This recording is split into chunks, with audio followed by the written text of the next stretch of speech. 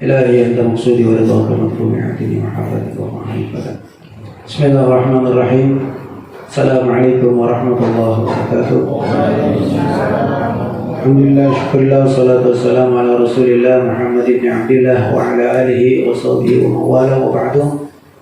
Ikhwan al-akhwat yang saya hormati, saya muliakan, kembali kita berjumpa dalam kajian fikih. Dalam halaman ini kita selipin dengan kajian fikih, semoga mendapatkan manfaat dan berkah dari para manusia. Selanjutnya ada fasal yang ditulis oleh mu'alif atau pengarang ini. Di sisi B ada yang terkait dengan fasal yang mengenai al-awani, yaitu perkakas ataupun barang-barang. Hukmul istimalul awani al-zahab wal fiddah, yaitu terkait dengan penggunaan barang yang terbuat ataupun perkakas, wadah, perabot yang terbuat daripada emas ataupun perak. Apa hukumnya? Yuhramu istimalu awani al-zahab wal fiddah fi jami' wujuh istimal. Diharamkan menggunakan segala perabot, perkakas yang terbuat daripada emas ataupun perak, segala penggunaannya.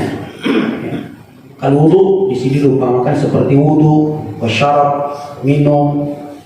Ya, dulu kita pernah lihat film-film kerajaan-kerajaan ya, pakai minum pakai cangkir emas, makan pakai piring emas, pakai ya gitulah.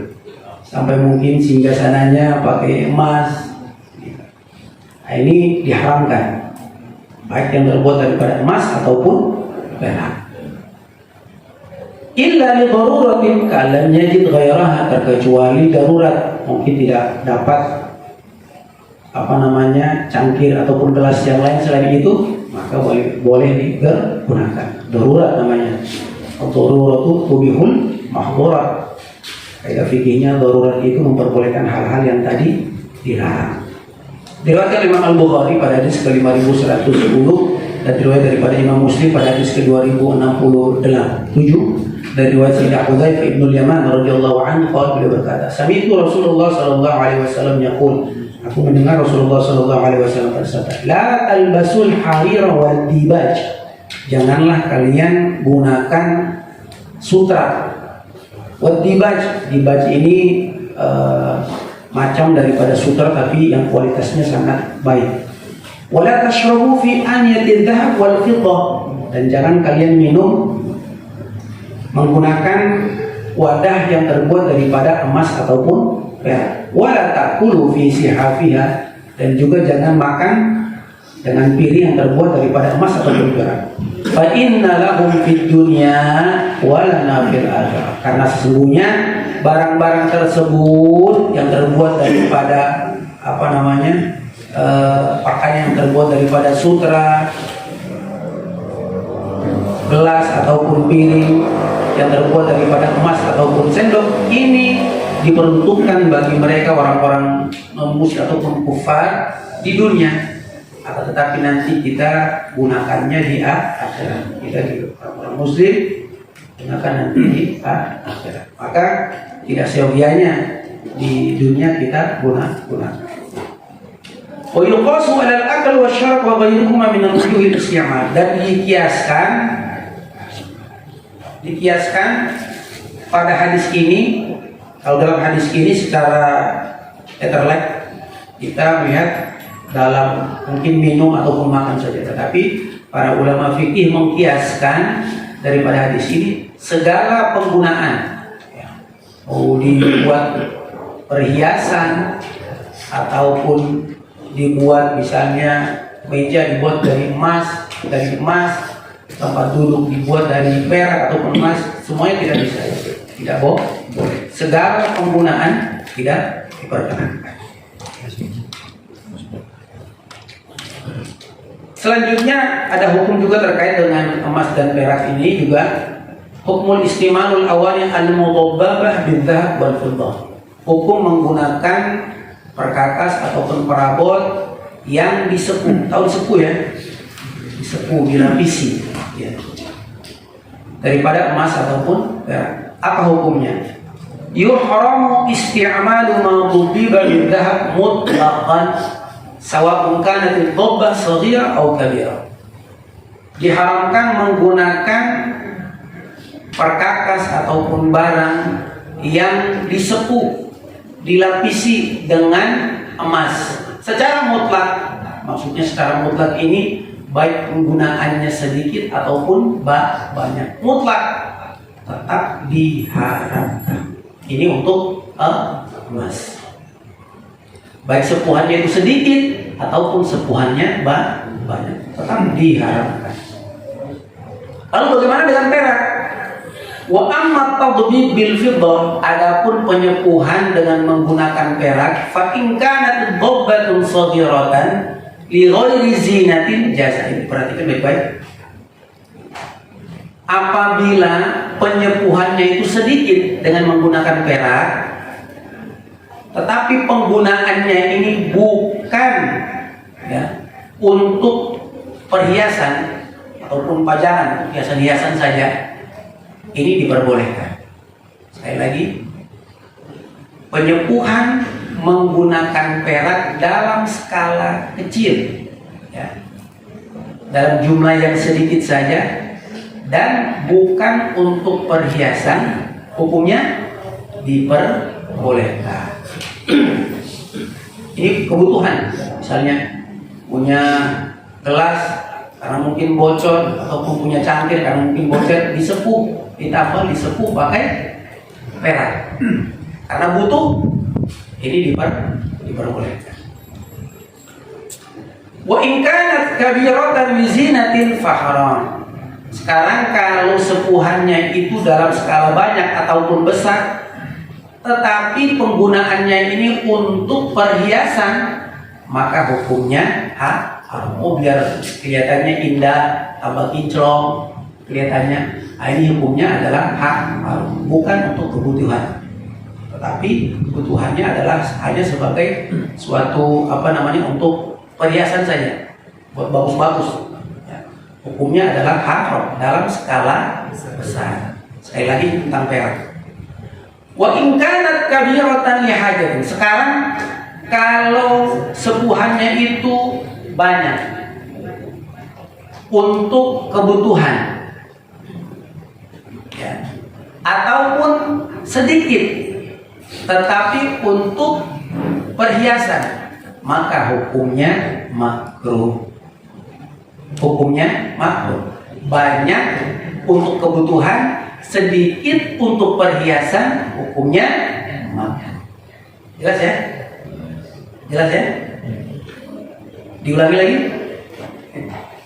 Banyak sepuhannya karena ada kebutuhan, ataupun sedikit penyepuhannya tetapi karena untuk perhiasan, untuk bagus-bagusan, maka hukumnya makruh. Dalil diperbolehkan menyepuh barang ataupun perkakas wadah dengan menggunakan perak dalam skala besar karena untuk kebutuhan. Ini sesuai dengan sabda Rasulullah SAW dalam hadis yang diriwayatkan oleh Imam Al-Bukhari pada hadis ke-5315 dari riwayat Sayyidina Asim Al-Ahwal. Beliau berkata, "Ra'aitu qadahan Nabi SAW inda Anas bin Malik." Beliau mengatakan, saya pernah melihat qadah. Qadah itu seperti gelas yang besar. Bilang apa? Mug ya. Mug ya.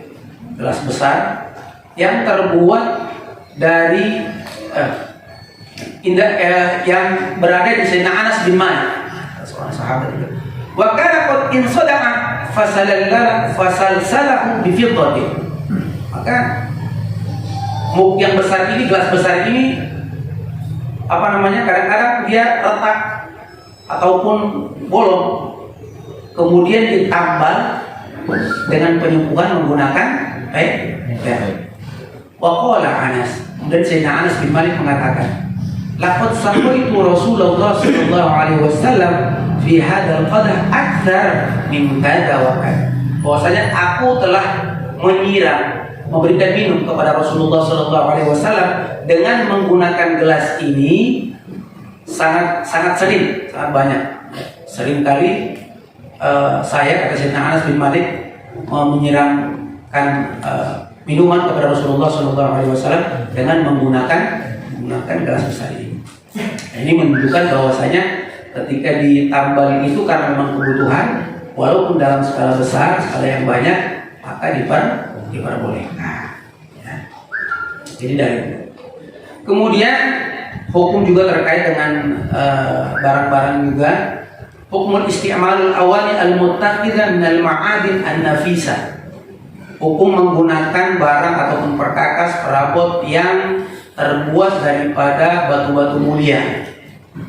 Hukumnya apa? Yajuzul isti'mal awali al-muttakhidha min al-ma'adin an-nafisa min wahwin al-mas wal-lu'lu wal-marjan wa ghairiha. Diperbolehkan, ya, hukumnya diperbolehkan menggunakan perkakas wadah yang terbuat daripada batu-batu mulia seperti intan, ya, apalagi zamrud, batu bacan, ya, waktu zaman-zamannya gitu.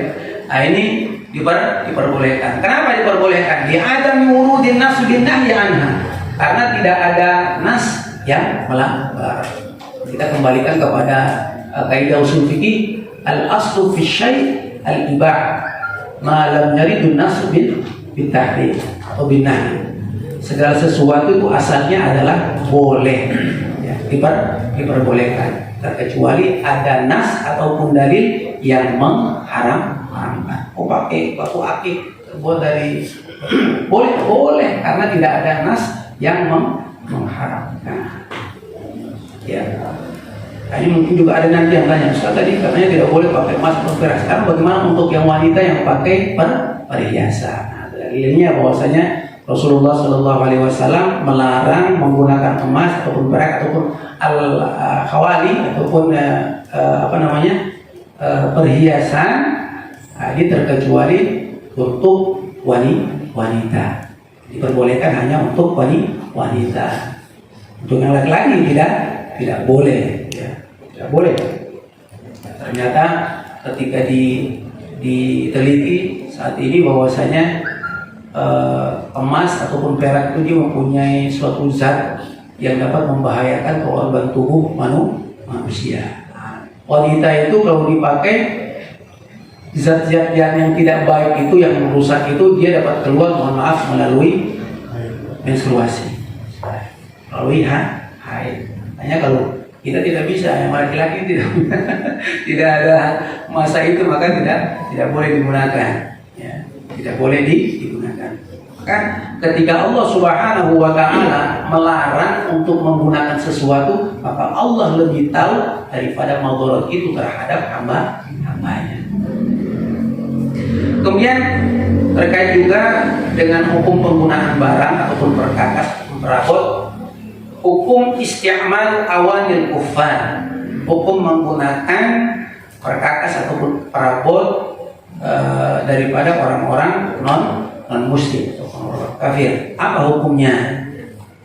Yajuzul isti'malu hadil awan, diperbolehkan untuk menggunakan perkakas ataupun wadah-wadah ini, sebagaimana hadis yang diriwayatkan oleh Imam Al-Bukhari pada hadis ke-5161 dari riwayat Abi Tha'labah radhiyallahu anhu, anna Nabi sallallahu alaihi wasallam qala, bahwasanya Nabi sallallahu alaihi wasallam bersabda. Ini potongan hadisnya. Jadi sebab nurutnya itu para sahabat mengatakan, ya Rasulullah, kami ini berjalan di suatu tempat. Di tempatnya ini tempatnya orang-orang non muslim kufar. Sampai sehingga mau makan tidak ada piring, tidak ada gelas, terkecuali barang-barang mereka. Apa boleh kami makan menggunakan barang-barang mereka tersebut? Maka kata Rasulullah SAW, apabila kalian tidak menemukan ilam tajduha faksiluha wa kulu fiha. Apabila kalian tidak menemukan, gunakan, tapi sebelumnya dibasuh ataupun dicuci terlebih dahulu, baru kalian makan menggunakan piring ataupun sendok ataupun gelas mereka. Maka wal amru bi ghasliha lil istihbab isti'mal ihtimal talawwuthiha bisabab isti'mal kufar laha bi khamrin aw khinzir wa ghairihima. Maka perintah Rasulullah Shallallahu Alaihi Wasallam untuk membasuh daripada perkakas mereka tersebut karena ditakutkan, ya kan, karena barang-barang yang mereka gunakan ini mungkin mereka gunakan dengan minuman khamar ataupun barang-barang najis, makanan-makanan haram seperti anjing ataupun maka diperintahkan sebelum digunakan untuk dicuci ataupun dibasuh terlebih dahulu. Kalau pura-pura membasuhnya bagaimana ya? Kalau kita tahu ataupun kita yakin bahwasanya ini mereka sering gunakan untuk makan makanan yang diharamkan tadi, makan makanan yang najis tadi, mereka dibasuh.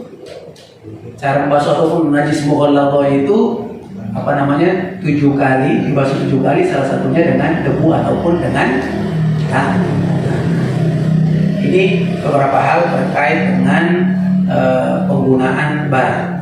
Mungkin dari sini ada pertanyaan, dipersilakan.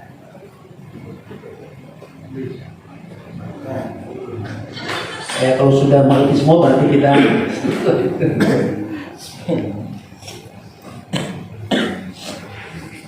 wa mithlul awani istimalu thiyabihim wa nahwiyah. Mungkin ada yang tanya lagi. Dikiaskan juga dengan barang-barang orang kafir ini juga misalnya pakaian. Karena teman muslim, apakah bisa pakai pakaiannya? Boleh. Boleh. Tapi kalau memang kita ragu, terlebih dahulu dicuci. Ya, dicuci. Apalagi mau dipakai untuk sholat misalnya, terlebih dahulu dicuci. Ada pertanyaan? Silakan.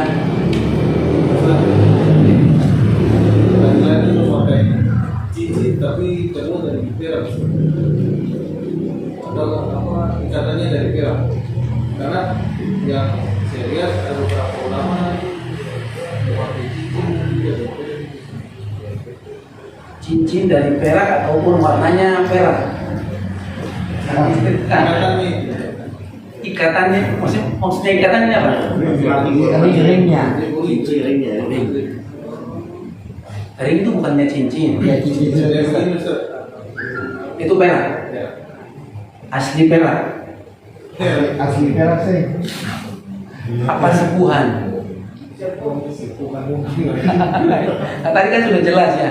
Kalau sepuhannya itu banyak karena mungkin untuk perhiasan. Bagaimana hukumnya tadi? Tidak boleh. Kalau banyak karena kebutuhan, diperbolehkan. Ditanya dulu, asal ini betul-betul perak atau tidak? Kalau perak diharamkan. Tidak boleh. Perempuan boleh. Ya. Ada lagi? Ya, silakan. Kalau misalnya orang-orang yang dong pakai galang atau ragi dari besi putih, kira-kira hukumnya apa? Besi putih apakah termasuk emas ataupun perak? Boleh. Ya, silakan. Tanya mana hukum makan emas? Sama sekarang itu kan ada yang makanan dan emas kan? Mau makan emas? Iya, emas. Pasti dipakai makan kan bang. Ya, kalau ini dalam namanya dalam usul fikih mafhum muwafaqah. Jadi kalau kita pahami saja, kalau menggunakan saja tidak boleh, apalagi makan. Ini dalam usul fikihnya itu mafhum muwafaqahnya. Jadi kalau makan saja, pakai saja tidak boleh, apalagi makan.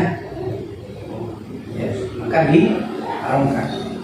Jadi bukan karena najisnya, bukan karena najisnya ya, bukan karena najisnya emas itu, akan tetapi zat yang berbahaya yang terkandung dalam emas tersebut sudah diperbolehkan. Ada lagi?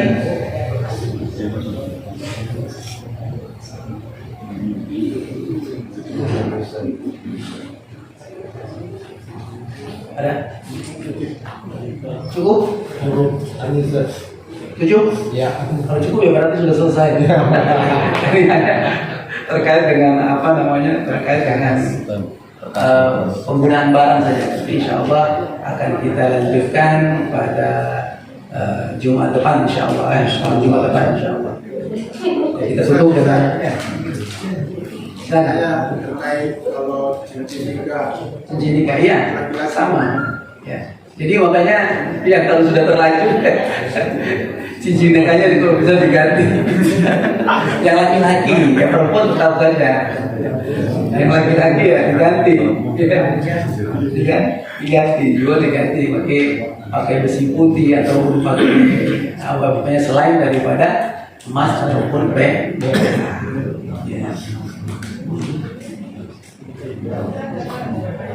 Ya silakan. Wajib.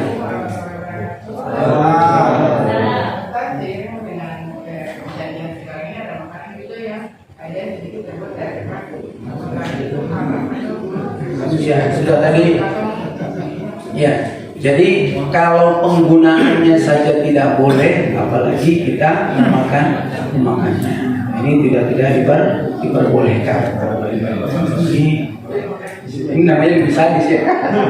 Makan tidak boleh, menggunakan pakai aja tidak boleh, karena dimakan, kanibal.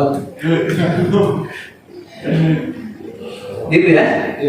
Ada lagi yang perempuan? Oh, ada Ustaz. Ada. Kalau keadaan terdesak contohnya nih Pak, kan orang dulang emas ini, terus dia kan pasti serpian turun yang merkuri dan sebagainya kan turun ke pantai itu. Iya. Kalau dong makan ikan itu bagaimana dalam hukum Islam atau dalam kesehatan kan pasti keracunan dan sebagainya. Kalau dalam hukum Islam bagaimana kalau dalam keadaan terdesak? Iya. Kita ambil kaidah fikih la dharara wala dirara. Tidak boleh kita menghancurkan ataupun merusakkan diri sendiri ataupun merusakkan daripada orang lain. Kalau kita tahu bahwasanya hewan ataupun misalnya ikan tersebut dia sudah terkontaminasi dengan zat apa tadi itu merkuri, ya kan? Maka tidak boleh. Sudah tahu ini hal yang merusak tubuh kita, malah dibakar, jadi tidak boleh.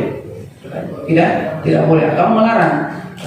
Wala tulqu bi'aidikum ila tahluka. Jangan kalian mendepankan diri kalian kepada kerusakan.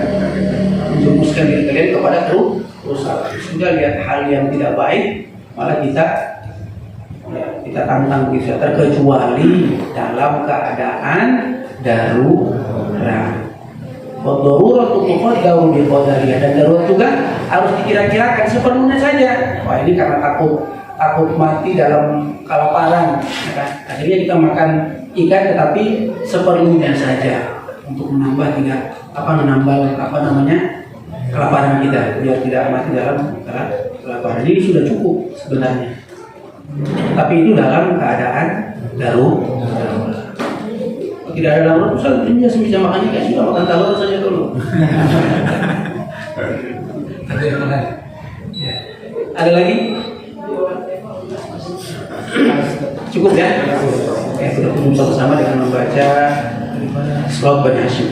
Allahumma salli ala nabiyyina